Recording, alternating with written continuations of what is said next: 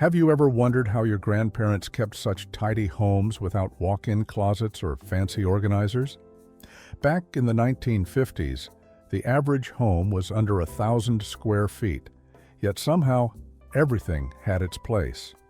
Today we're exploring 25 brilliant storage tricks they knew that we've forgotten. Think back to your grandmother's kitchen for a moment. Everything had its place, didn't it? The spices lined up just so, the pots hanging within arm's reach, not a single inch of space wasted. That wasn't just tidiness.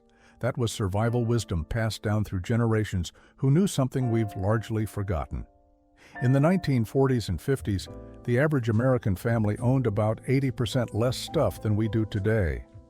And here's the remarkable part.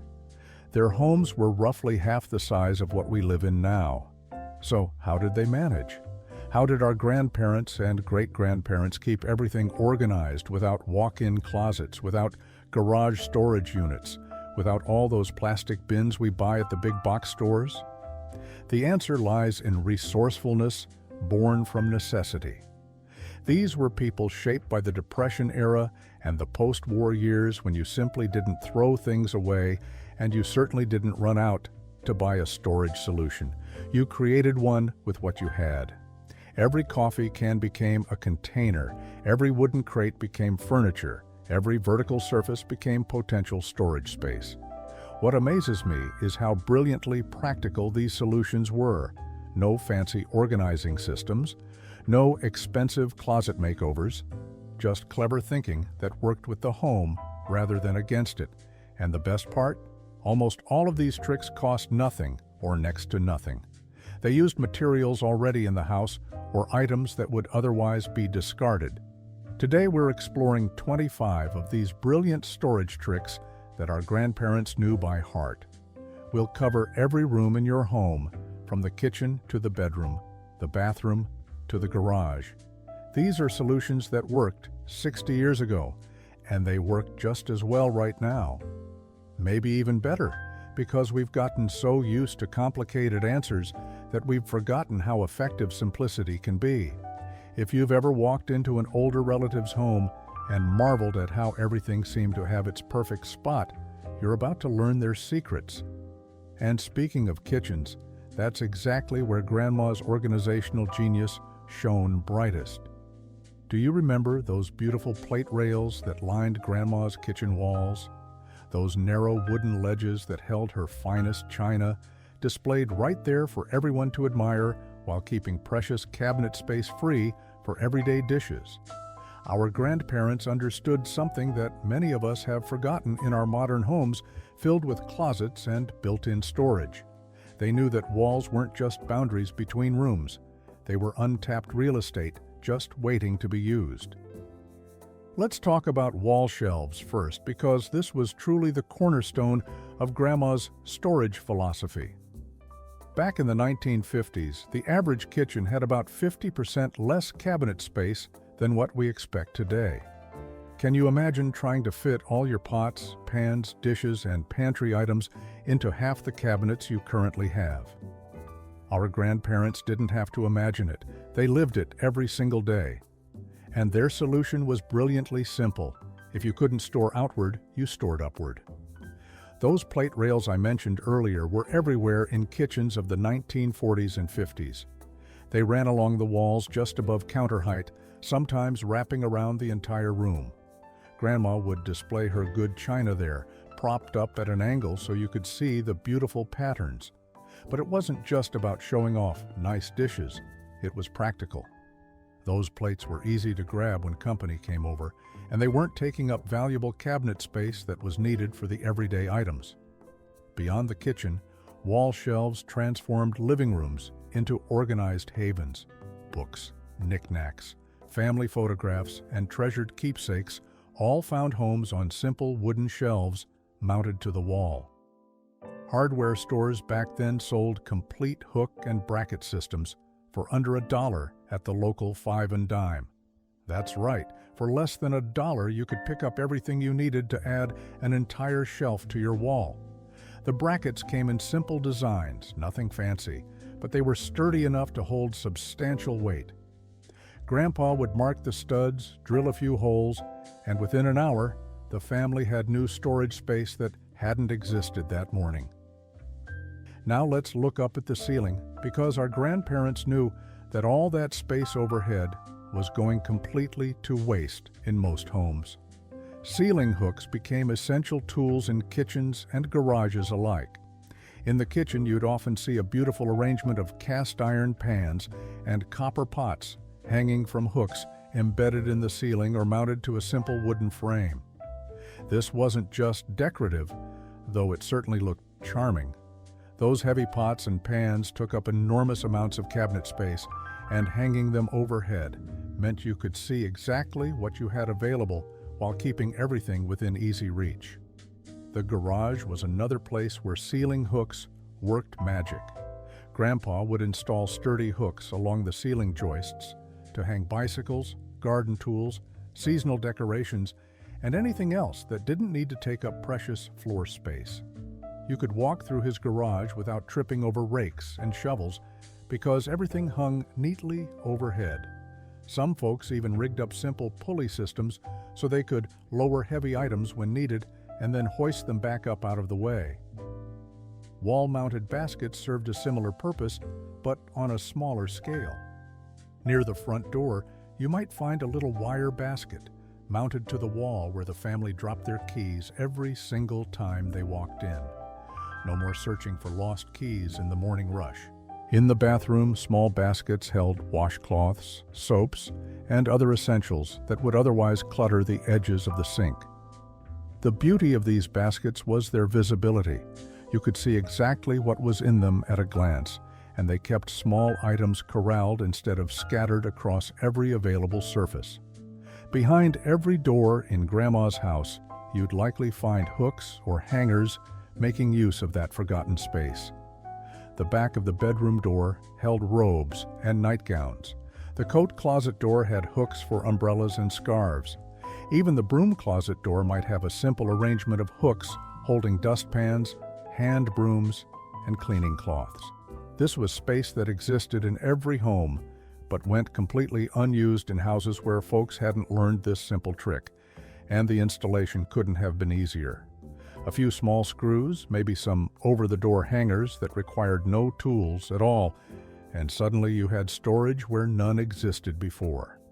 Perhaps my favorite vertical storage trick from our grandparents' era is the repurposed vintage ladder.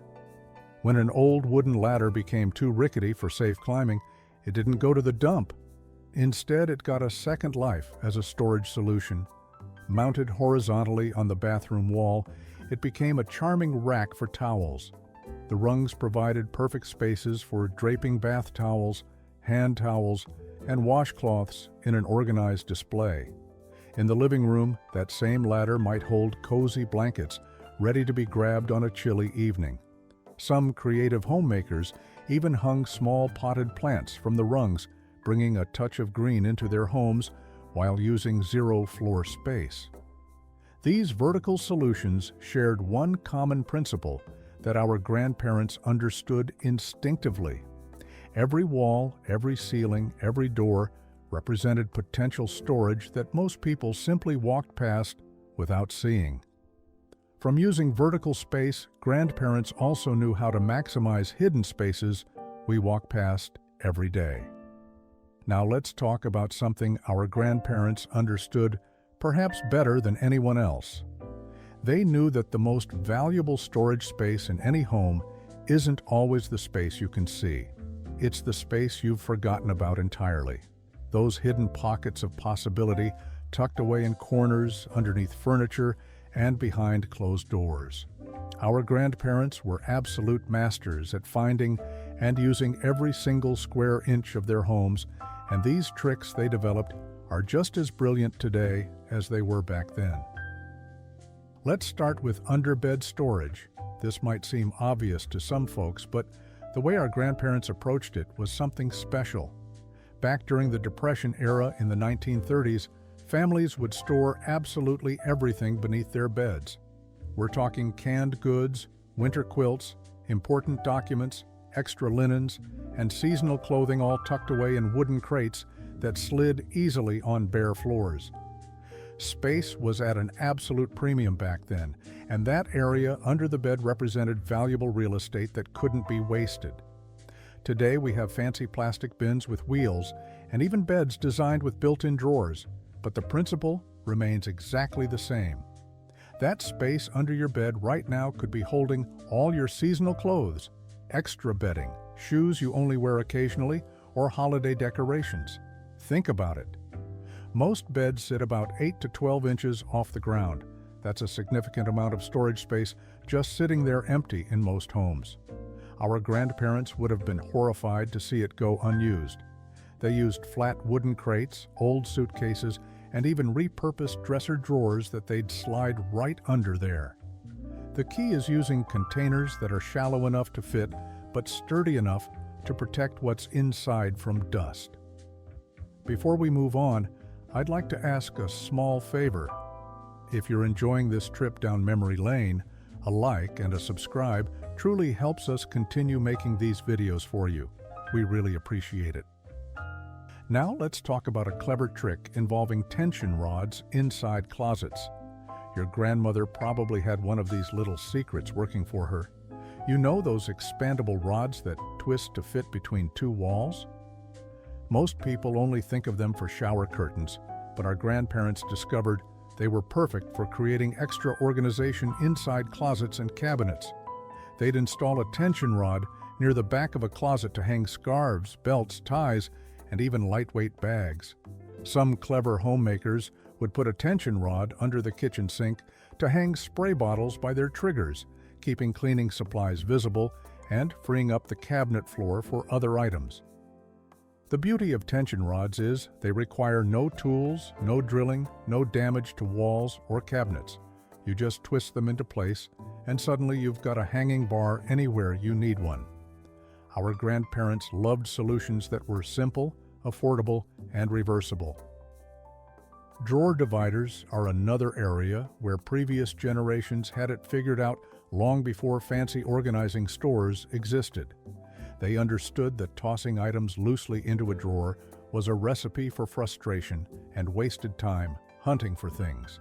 So they created dividers using whatever materials they had on hand. Strips of cardboard, small wooden boxes, even repurposed checkbook boxes became drawer organizers for socks, ties, underwear, jewelry, and kitchen utensils. Having designated spots for everything meant you could find what you needed instantly. No more digging through tangled belts or mismatched socks. This simple system saved countless hours over a lifetime. Under cabinet storage was another area where our grandparents showed their genius. The inside of cabinet doors and the space just beneath upper cabinets often went completely unused in most homes. But not in a grandparent's kitchen. They'd attach small hooks inside cabinet doors to hang measuring cups, pot holders, or lightweight utensils. Some would install narrow shelves or small wire baskets underneath upper cabinets to hold spices, small jars, or frequently used items. This kept countertops clear while putting everyday necessities right at eye level where they belonged. Finally, pantry organization with baskets was something our grandparents perfected. They'd group like items together in baskets or bins, all the baking supplies in one basket, canned soups in another, breakfast items together. This made meal preparation faster and shopping lists easier because you could see at a glance when supplies were running low. Beyond hidden spaces, our grandparents were masters at giving new life to old items. Now here's where our grandparents really showed their genius, and it's something that's become trendy again today, though back then they just called it common sense. Repurposing and upcycling wasn't a lifestyle choice or an environmental statement. It was simply how things were done. During the Great Depression and through World War II, the government actually encouraged Americans to repurpose everything they could get their hands on. Nothing went to waste, and that mentality stuck with an entire generation long after times got better. Old trunks and chests as coffee tables. Remember those beautiful old steamer trunks that families used when traveling by ship or train? Many of them sat in attics for years after their traveling days were done, but clever homemakers realized they were sitting on untapped potential. A sturdy trunk placed in the living room became instant storage and a conversation piece all at once. You could store extra blankets, board games, photo albums, or seasonal decorations inside while using the flat top as a perfectly functional coffee table. Some folks would add a piece of glass cut to size on top to protect the original finish. Others left them exactly as they were, scratches and travel stickers included, because those imperfections told stories. A good quality steamer trunk from the early 1900s might have cost $15 or $20 new, and families held on to them for generations. Today, those same trunks sell for hundreds at antique shops, but back then, they were just practical furniture doing double duty. Vintage suitcases for storage. Speaking of luggage, those hard-sided suitcases that everyone used before rolling bags became popular found second careers as storage containers. When Grandma wasn't traveling, those suitcases didn't just sit empty in a closet. She'd fill them with off-season clothing, extra bedding, or holiday decorations. The structured shape meant they stacked beautifully, and the latches kept everything protected from dust and pests. Some creative souls would stack 2 or 3 vintage suitcases of decreasing sizes to create unique side tables. The leather and canvas exteriors added character to any room, and you could always access your stored items simply by unlatching the case. It was portable storage that looked intentional rather than cluttered. Mason jars for organization. Now let's talk about one of the most brilliant and enduring storage solutions our grandparents ever devised, the humble mason jar. Ball mason jars cost just 7 cents back in 1945, and families bought them by the dozen for canning fruits and vegetables. But those jars worked year-round for organization too. Walk into any workshop from that era and you'd see rows of mason jars filled with nails sorted by size, screws separated by type, nuts and bolts and washers all visible at a glance. The clear glass meant you never had to open multiple containers searching for what you needed. In sewing rooms, Grandma kept buttons organized by color and size, thread sorted by shade, and small notions like snaps and hooks all visible and accessible. Craft supplies, beads, sequins, ribbon scraps, nothing was too small to deserve its own jar. Some folks would nail the lids to the underside of a shelf, then simply screw the filled jars into place. This kept everything off the work surface while remaining easily accessible. That simple innovation alone probably saved millions of hours of searching through cluttered drawers. Egg cartons for delicate items. Here's one that might make you smile with recognition. Those cardboard egg cartons that came home from the grocery store every week became instant organizers for small, delicate items. The individual cups were perfectly sized for earrings, rings, and small pieces of jewelry. Grandma could see everything at a glance when she opened her dresser drawer, and nothing got tangled or scratched. Seamstresses used them for buttons, keeping sets together so they wouldn't get separated. Crafters stored beads, small findings, and delicate ornaments in those little compartments. The cardboard was gentle enough to protect fragile items, but sturdy enough to stack. And when one got worn out, there was always another coming home with the next dozen eggs. It cost nothing and worked beautifully. Empty cans and jars for supplies. Coffee cans, soup cans, baby food jars. Nothing got thrown away if it could hold something else. Clean out a coffee can, and suddenly you had perfect storage for pens and pencils on a desk. Those larger cans held paintbrushes in the garage or wooden spoons by the stove. Baby food jars, with their small size and tight-fitting lids, organized everything from paper clips to thumbtacks to rubber bands. Some folks would decorate them with contact paper or fabric scraps, making them presentable enough for any room in the house. The uniformity of commercial containers meant they lined up neatly on shelves, and the clear glass or labeled metal made contents easy to identify. Wooden crates stacked for storage.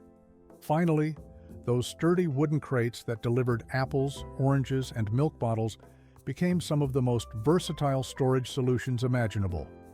Stack 3 of them vertically in the garage, and you had instant shelving for tools and supplies. Lay one on its side in a closet, and shoes had a proper home. 2 crates stacked beside a bed became a rustic nightstand with built-in storage for books and reading glasses.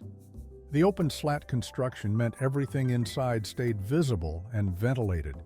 Families would sand them smooth, paint them to match room decor, or leave them natural for that farmhouse look. Apple crates especially were built to last, designed to protect fruit during transport, which meant they could handle decades of household use. Which of these repurposing tricks do you remember from your grandparents' home? Share your memories in the comments. Repurposing wasn't limited to containers, though. Grandparents also invested in furniture that worked double duty.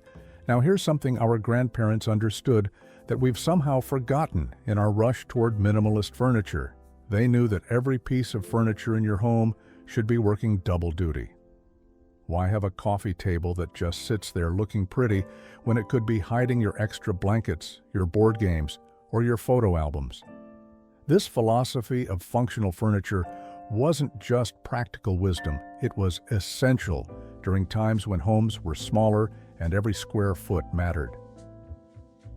Let's talk about ottomans with hidden compartments.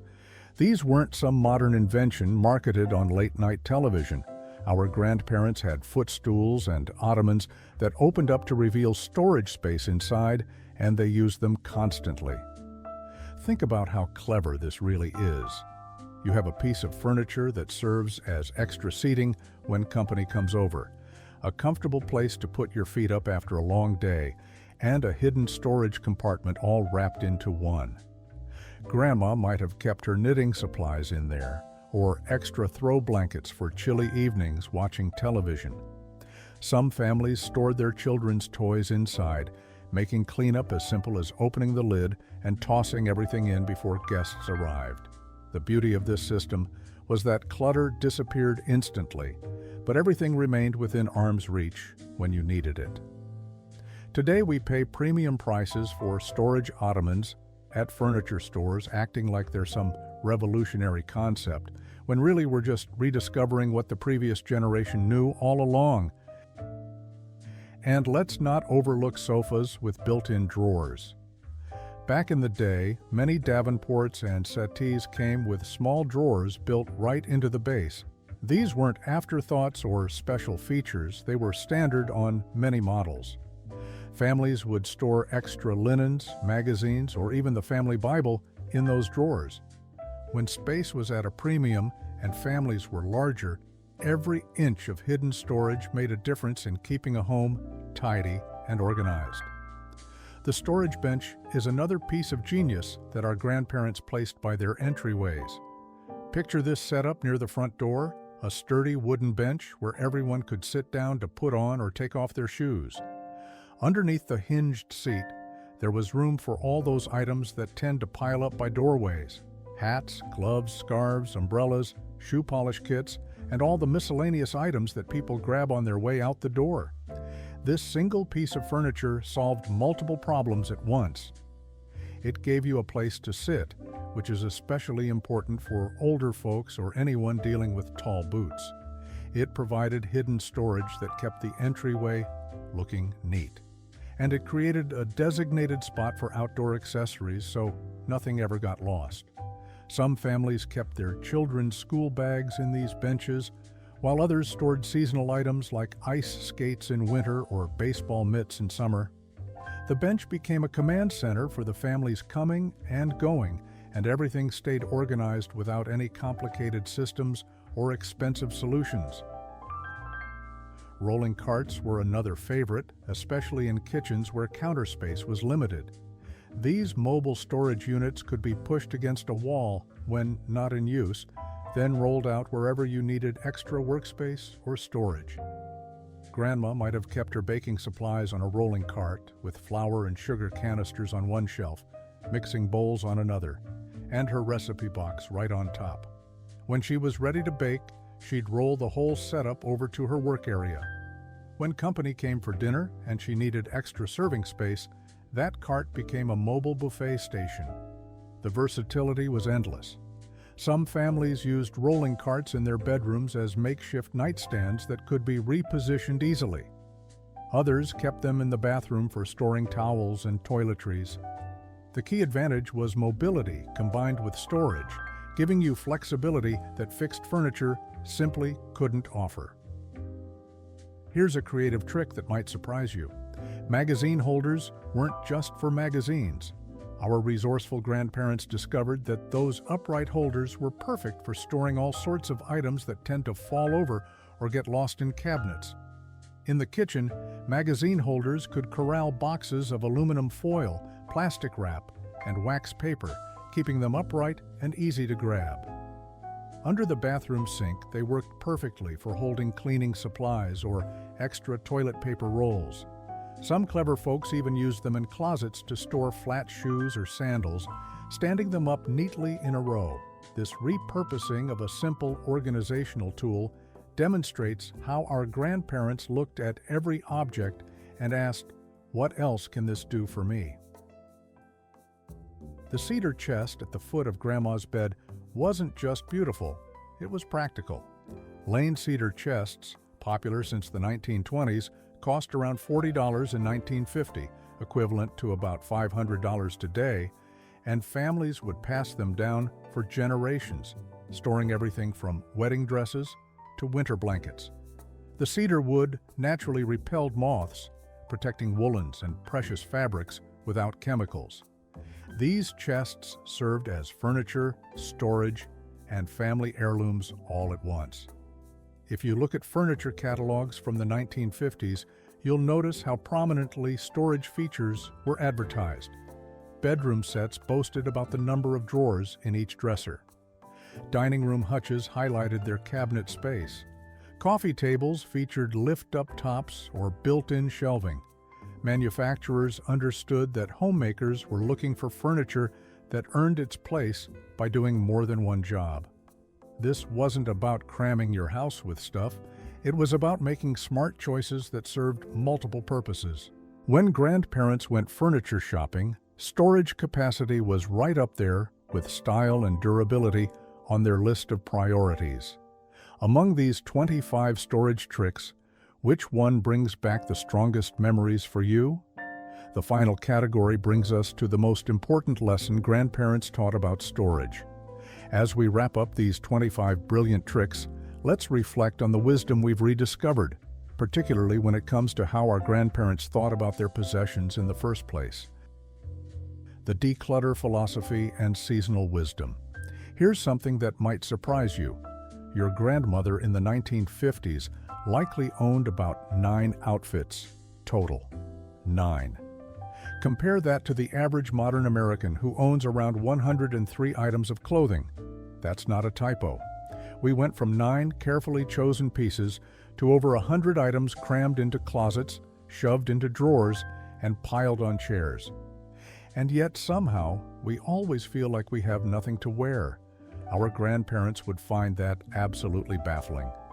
The difference wasn't just about having less money or fewer options at the stores. It was a completely different philosophy about possessions. Our grandparents came through the Great Depression and World War II. They understood scarcity in ways we simply don't. That experience taught them something valuable. Keep only what you truly need and genuinely love. Everything else is just weight holding you down. Decluttering wasn't something they did once a year when the house got out of control. It was woven into daily life. After dinner was cleared, the kitchen got tidied. Before bed, items returned to their proper places. Weekly, there'd be a quick assessment of what was working and what wasn't. This regular maintenance meant clutter never had a chance to accumulate in the first place. And those kitchen counters? They kept them almost completely clear. Maybe a canister set, perhaps a coffee percolator, and that was about it. Everything else lived in cabinets and drawers. They understood that clear surfaces made cooking easier and cleanup faster. Plus, a tidy kitchen just made you feel better every time you walked into it. Do you remember helping Grandma pack away winter clothes each spring? That seasonal ritual was something special. The heavy wool sweaters came out of the cedar chest or the attic, and the lighter summer clothes took their place. It happened like clockwork every year, usually around Easter and again in October. This seasonal rotation served multiple purposes. It protected clothes from moths and moisture during the months they weren't being worn. It gave Grandmother a chance to inspect every piece, mending what needed fixing, and letting go of what had seen better days. And it kept closets manageable, because you only ever had one season's worth of clothing competing for space. Modern vacuum seal bags have actually made this practice even more effective. You can compress an entire winter wardrobe down to a fraction of its original size.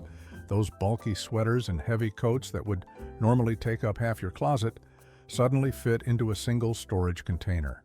Your grandmother would have loved this technology. She already knew the principle was sound. She just had to work harder at it with mothballs and tissue paper. The attic and basement weren't just dumping grounds either. They were organized extension of the home storage system. Seasonal decorations had their spot. Holiday serving dishes lived together. Winter sporting equipment grouped with other winter items. When you needed something, you knew exactly where to find it. When the season changed, rotating items in and out became almost effortless. This philosophy of quality over quantity meant every purchase required real consideration. Would this item earn its place in the home? Would it be useful across multiple seasons or situations? Could it be stored properly when not in use? If the answer to any of these was no, the item simply didn't come home. There's real freedom in owning less.